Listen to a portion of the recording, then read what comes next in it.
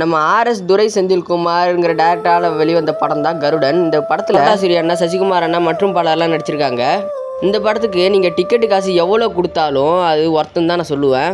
ஏன்னா படம் கடைசி வரையுமே ட்விஸ்ட்டுக்கு மேலே ட்விஸ்ட்டாக வச்சு எண்டு வரையும் ஒரு சுறுசுறுப்பாக கொண்டு போயிட்டு இருப்பாங்க படத்தையே. அது மட்டும் இல்லாமல் இந்த உலகத்தில் நீங்கள் யாரை நம்பலாம், யாரை நம்பக்கூடாது அப்படிங்கிறது இந்த படத்தில் சுருக்கமாக சொல்லியிருப்பாங்க. இந்த ஒரு கருடங்கிற படத்தில் ஆக்ஷனு, ரொமான்ஸ் அண்ட் காமெடி இதே போல் நிறையவே இருக்குது. ஆனால் எந்த அளவுக்கு ஆக்ஷன், காமெடி, ரொமான்ஸ்லாம் இருக்குதோ அதை விட இந்த படத்தில் துரோகம் அதிகமாக இருக்கும்.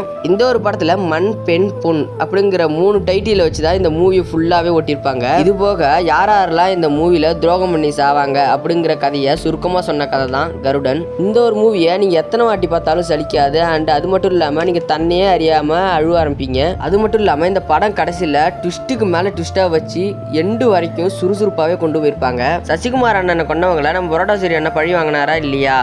நம்ம பரோட்டா சூரி அண்ணனும் வேற லெவல் தரமான சம்பவம்லாம் இந்த படத்தில் பண்ணியிருப்பாரு. இந்த ஒரு மூவியில் லாஸ்ட் சீனில் நம்ம பரோட்டா சூரி அண்ணன் ஃபைட் பண்ணது தக்காளி வேற லெவல் ஃபைட்டுன்னு அதை சொல்லலாம்.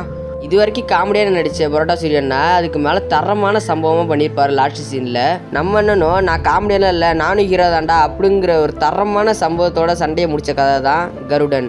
இந்த படத்தில் நம்ம சூரிய அண்ணன் பண்ண ஆக்ஷன் சீக்வன்ஸ்லாம் உங்களுக்கு பிடிச்சிருந்துன்னா மறக்காமல் வீடியோக்கு ஒரு லைக் கொடுத்துருங்க. அதேமாரி இந்த படத்தை நீங்கள் பார்த்துருந்தீங்கன்னா எஸ்ன்னு கமெண்ட் பண்ணுங்கள்.